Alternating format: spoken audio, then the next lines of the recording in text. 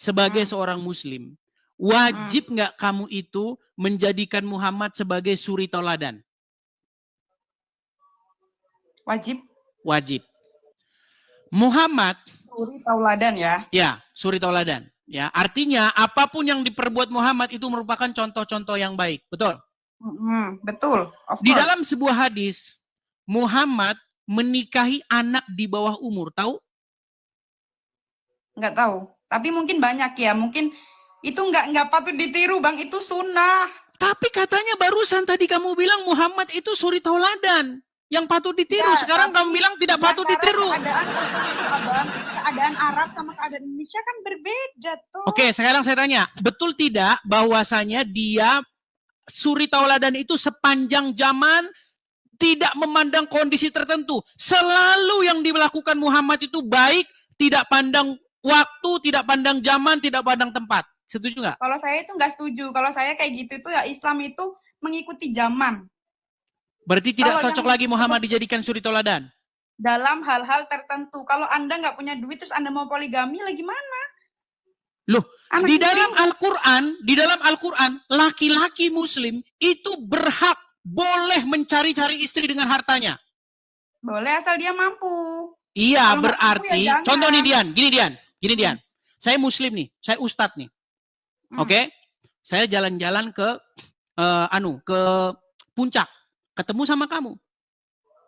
Dengan uang yang saya punya, bisa nggak saya jadikan kamu sebagai istri saya lagi? Kalau saya nggak gampangan, nggak mau. Bukan, menurut ajaran agama Islam, dengan uang yang saya punya, saya bisa mencari istri-istri kemana saja saya mau. Tergantung wanitanya, kalau saya sih nggak mau. Bukan, aduh ini nggak nyambung ini si Dian ini. Gini loh, sayanya boleh nggak di dalam agama Islam itu mencari istri-istri dengan uang saya? Tergantung Anda, kalau Anda mau, ya terserah Anda. Bukan, ajaran agama Islam membolehkan itu nggak? Enggak. Aduh, saya tunjukkan ayatnya gimana? Mau saya tunjukkan ayatnya? Ya silakan. Baik, saya tunjukkan ayatnya. Aduh, sayang ini. Si Dian ini cantik-cantik tidak mengerti ajaran Indonesia. Aduh, sayang sekali nih teman-teman. Sebentar ya. Nih. Ampun Bang Itu Pakar. ada di dalam surat An-Nisa. Sebentar ya. Kita bukakan surat An-Nisa. Bentar, An-Nisa 24 ya. Bentar. Kita tunjukkan ayatnya. Luar biasa ini Anda ini tidak mengerti ajaran agama Islam. Ampun Bang Pakar.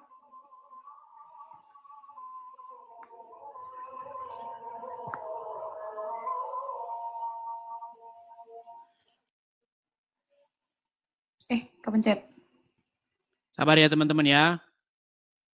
HP saya agak sedikit lemot.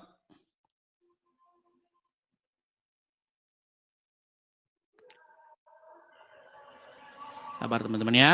Jadi selama ini tidak pernah dengar itu ya? Enggak, gimana? Tidak pernah mendengar itu. Baik, kita bukakan surat An-Nisa ayat yang ke 24. Kita bukakan surat An-Nisa ayat ke-24. Saya tampilkan di sini, saya balikkan dulu layar saya ya. Nih. Ini ya suratnya An-Nisa ayat yang ke-24. Perhatikan. Dan diharamkan juga kamu mengawini wanita yang bersuami kecuali budak-budak yang kamu miliki. Oke? Sebagai ketetapannya atasmu. Dan dihalalkan bagi kamu selain yang demikian itu mencari istri-istri dengan hartamu untuk dikawini, bukan untuk berzina. Maka istri-istri yang telah kamu nikmati, maksudnya disetubuhi, di antara mereka berikanlah kepada mereka maharnya dengan sempurna sebagai suatu kewajiban.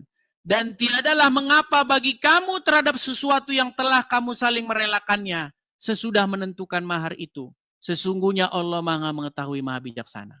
Perhatikan, fokusnya di sini nih, ya. Perhatikan ya. Dan dihalalkan bagi kamu selain yang demikian itu mencari istri-istri dengan hartamu. Jadi seorang laki-laki muslim dengan harta yang mereka miliki, boleh nggak mereka mencari istri-istri? Boleh. Boleh. Ya kan terserah orangnya, kalau dia punya duit nggak apa-apa. Iya makanya, ini bukan masalah itu, tapi boleh kan? Boleh, Boleh kan? tapi aku nggak mau. Nah masalahnya karena kamu tidak mau mengikuti ajaran Al-Quran. Padahal, biasa aja. loh begini Dian, gini.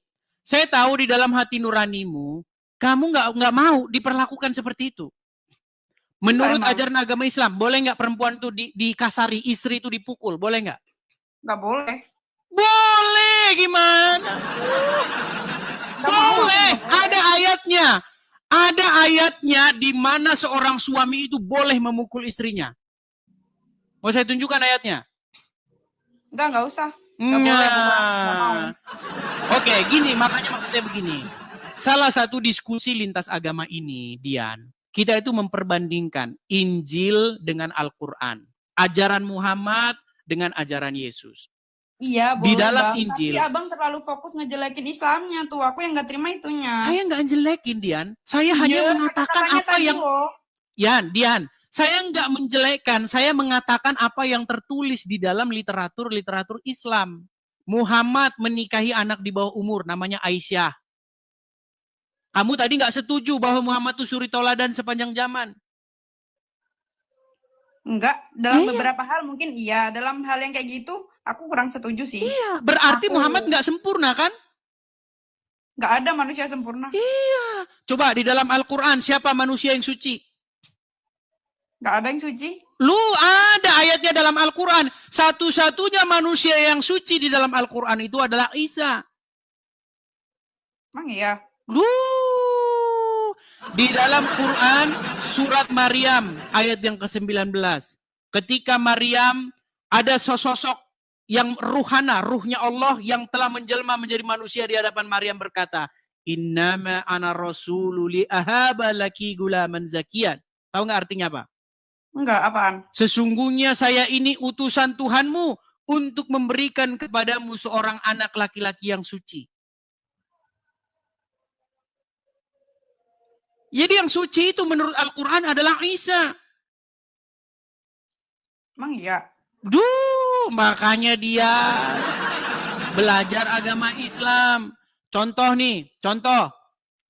Yesus tidak pernah di dalam hidupnya membawa-bawa golok, membawa-bawa pengikutnya untuk menjarah. Nggak pernah ada. Muhammad, Anda tahu berapa kali dia melakukan peperangan? Anda tahu ghanimah? Harta rampasan perang? Itu bukannya untuk ini ya, berperang melawan kebatilan ya? Berperang melawan kebatilan, apakah dengan cara mengambil harta mereka?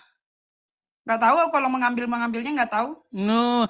Abdul Somad itu pernah menghitung harta rampasan perang yang didapat oleh Muhammad. Anda tahu berapa jumlahnya? Tapi kan itu juga buat rakyat-rakyatnya. Buat rakyatnya dari mana? Emang dimakan sendiri? Abangnya nih. Gini, tapi gini Dian, kita jangan yang tinggi-tinggi lah, nanti saya khawatir kamu nggak nyambung. Begini Dian, begini ya, kita ini sebenarnya berbicara tentang kepada siapakah kita itu mengikuti, kepada siapakah kita itu patuh dan tunduk. Kristen, saya sebagai orang Kristen, saya berbicara mengenai kepada siapa saya patuh dan tunduk. Saya patuh dan tunduk kepada Yesus. Ya, saya kepada Allah. Anda tidak patuh tunduk kepada Muhammad? Enggak.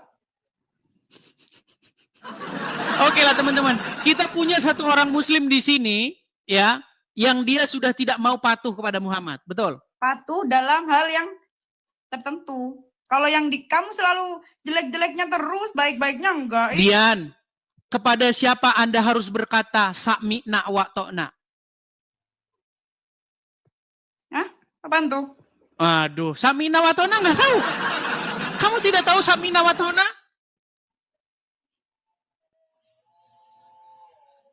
Berat sudah.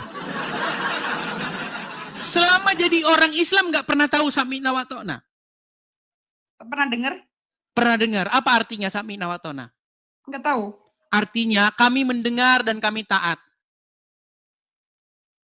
Kepada Terus? siapa itu Anda harus berbuat seperti itu? Allah. Kok kepada Muhammad, Dian? Saya tunjukkan ayatnya. Mau saya tunjukkan ayatnya? Iya Bang, astagfirullah. Arab sama Indonesia kan beda. Kamu selalu jelek-jeleknya perang gini. Dian, dengar ya. Seorang muslim itu wajib hukumnya patuh tunduk kepada seorang manusia yang bernama Muhammad. Ya. Iya, buat hal-hal tertentu. Baiknya tuh banyak banget loh, Bang. Kalau nggak ada Nih, Muhammad, saya tunjukkan Al-Quran. ayatnya kepada kamu, Dian ya. Aduh, bagaimana sih kamu, Dian? Dian, masa kamu menjadi orang Islam tidak tahu begini-begini ya? Nih, saya tunjukkan ayatnya. Di dalam Al-Quran, nih, Anda harus sami'na wa ta'na kepada Muhammad. Aduh, sebentar ya. Terjemahan. Nih.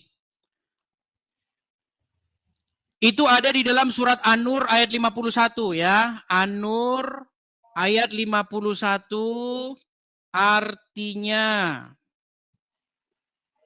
Nih. Saya balikkan kamera saya dulu ya, Dian ya. Nih. Lihat nih. Apa dikatakan di sini, Dian? Sesungguhnya, coba baca. Jawaban orang-orang mukmin bila mereka dipanggil pada Allah dan Rasulnya agar Rasulnya. Iya, jika mereka dipanggil kepada Allah dan Rasulnya agar Rasul menghukum, menghadili di antara mereka ialah ucapan kami apa? Mendengar dan kami mendengar dan kami patuh. Jadi kepada siapa Anda mendengar dan patuh? Allah dan Muhammad. Allah dan itu. Muhammad. Jadi nggak bisa Allah doang, Dian. Allah dan Muhammad terus. Makanya di masjid-masjid pun nama Allah dan Muhammad selalu berdampingan, nggak bisa terpisahkan. Saya kasih contohnya lagi nih. Nih ya, di dalam masjid, nih Allah. Muhammad, ini Allah. Nih sebentar, kurang besar gambarnya, sabar ya. Nih, saya kasih gambar yang lebih besar. Di dalam masjid-masjid pun nih. Ini siapa? Muhammad. Ini Allah. Jadi kepada siapa umat muslim itu patuh, taat dan mendengar? Kepada keduanya. Nggak bisa kepada Allah doang atau kepada Muhammad doang. Kepada keduanya. Kan Muhammad yang menuntun kita agar ajaran-ajarannya Allah itu masuk. Baik. Muhammad itu utusan, Bang, utusan. Muhammad menuntunmu. Oke, ini saya catat nih, Dian. Utusan. La ilaha illallah, utusan. Muhammad menuntunmu ya. Seperti utusan. Saya juga, seperti kami orang Kristen. Yesus yang menuntun kami. Iya, sama kan? Oke, sekarang begini. Muhammad ada di mana? Di Arab. Di mana? Di kubur, betul nggak? Nggak Isa ada di mana? Sebelum kita naik ke situ, sebelum ke situ saya tanya dulu, Muhammad ada di mana? Di kubur, betul? Iya, kalau sekarang di kubur. Oke, berarti Anda dituntun oleh mayat dalam kubur, betul? Enggak, Bang, ada yang namanya hadis, ada yang namanya hadis sofi, ada yang... Sekarang saya tanya, Muhammad menuntun orang Islam, betul atau salah? Betul. Muhammad sudah meninggal, betul atau salah? Betul. Berarti orang Islam dituntun oleh orang yang sudah meninggal dalam kuburan, betul? Sebelum-sebelumnya. Pas dia hidup juga. Dia sekarang tahun 2025. Ya. Benarkah sampai detik ini Muhammad menuntun orang Islam, penuntun orang Islam? Betul. Betul. Muhammad sudah meninggal dalam kubur, betul? Betul.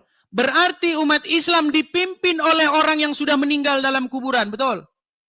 Iya, tapi kan dulu-dulunya sanad-sanadnya masih ada, Bang. Nah, begini Dian, bedanya kita begini. Selama saya mengkaji, mendalami agama, saya sadar, kenapa saya mau jadi orang Kristen, Dian? Karena saya tidak mau menyerahkan hidup saya dipimpin oleh orang mati. Saya hanya mau dipimpin oleh yang hidup, yaitu Yesus. Apa kata Yesus? Akulah jalan dan kebenaran dan hidup. Makanya dipimpin datang kepada Yesus. Pemimpin yang sejati itu adalah Yesus yang memimpin kita kepada hidup. Bukan orang dalam kuburan dia. Enggak juga. Loh, sekarang bagaimana logikanya kita mau menuju kepada hidup tapi kita dipimpin oleh orang mati di kuburan? Bagaimana logikanya kita mau ke surga tapi dipimpin oleh orang dalam kuburan? Agama nih kalau nggak ada yang nuntunnya nggak jadi. Betul, makanya kita ini berbicara. Ada kalau Nabi Muhammad itu nggak diturunkan. Dian, kita ini bicara mengenai siapa yang menuntun kita kepada hidup yang kekal. Betul nggak? Apakah kamu percaya dengan hidup yang kekal? Apakah kamu percaya dengan kehidupan setelah kematian? Percaya. Oke, kalau kamu percaya, maka tujuan kita ini sebenarnya sama-sama ke sana, kepada hidup yang kekal. Betul nggak? Menyembah Allah tujuan kita. Iya, tujuannya kan kepada hidup yang kekal, betul? Nah, sekarang saya tanya sama kamu, bagaimana kamu bisa menuju kepada hidup yang kekal, sementara yang memimpin kamu itu bukan orang yang menuju kepada hidup yang kekal, tapi orang yang menuju ke kuburan? Enggak, nanti kan ada ketemu Nabi Muhammad juga di sana. Dian, Muhammad itu di dalam Al-Quran tidak tahu apa yang akan diperbuat terhadap dia, dan juga terhadap pengikutnya. Tidak tahu lah. Ini makanya masih pantasan kamu masih jadi orang Islam dia. Nih, saya tunjukin ayatnya. Sampai mati pun Islam. Gimana? Sampai mati pun Islam. Iya, ini bukan masalah. Iya, memang namanya sekarang kan kamu namanya sekarang kan belum. Gini loh Dian, memang nggak semudah itu. Belum, nggak mau. Nggak semudah itu memang, tapi kan lama kelamaan nanti kan kamu juga mengerti. Masih lama kelamaan nggak mau. Ya, karena sekarang kan kamu belum tahu. Coba nih Dian. Apa di sini dikatakan? Katakanlah, aku bukanlah Rasul yang pertama di antara Rasul-Rasul.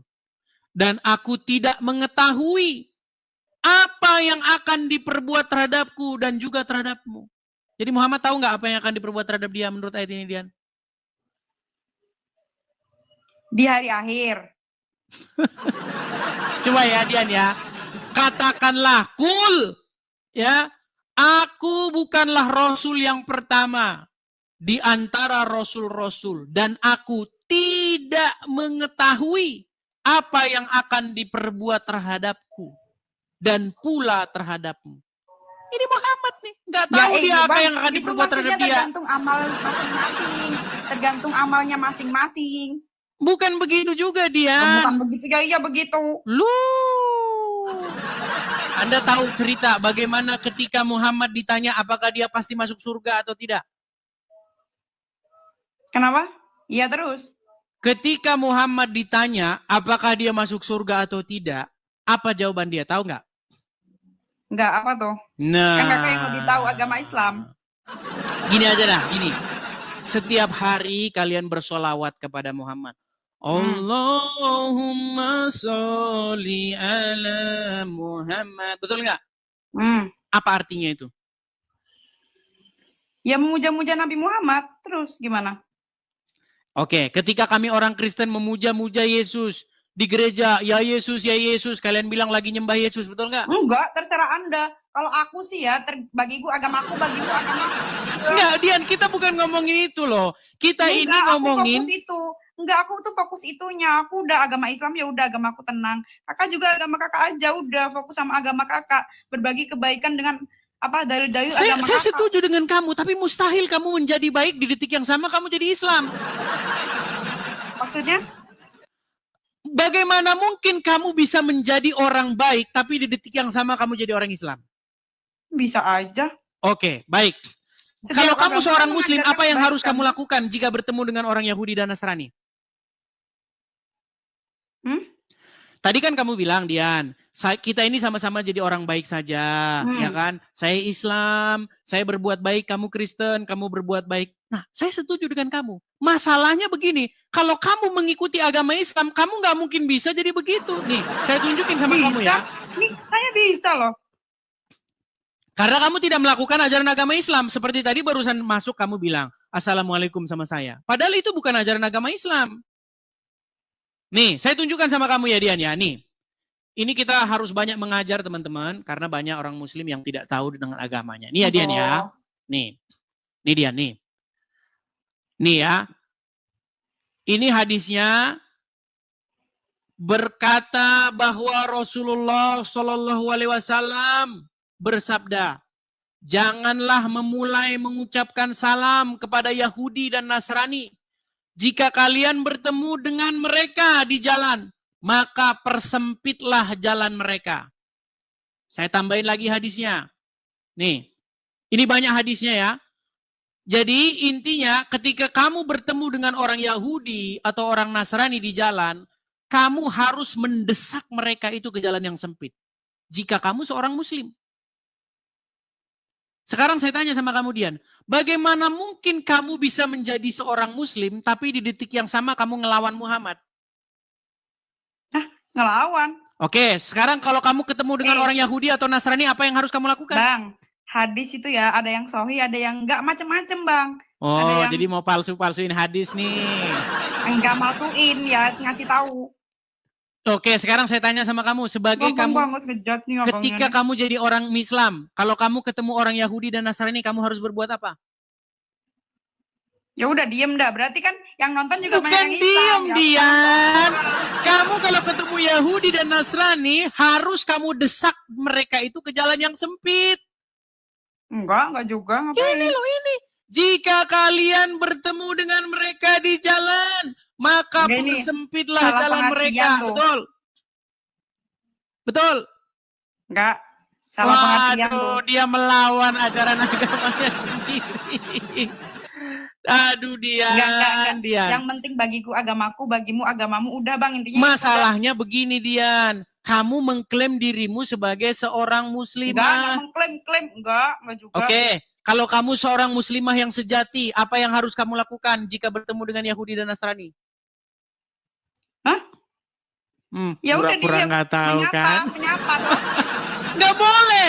Sebagai orang Muslim, kalau kamu ketemu orang Yahudi, orang Nasrani di jalan, kamu harus mendesak mereka ke jalan yang sempit. Sesuai dengan ajaran Muhammad. Makanya saya bilang Dian, nih saya punya background bagus nih. Saya punya background bagus, sebentar nih. Nih ya background saya nih. Backgroundnya kebanyakan jelek-jelekin Islam mulu. Mustahil seseorang menjadi Muslim, tapi di saat yang sama tidak memusuhi Yahudi dan Nasrani.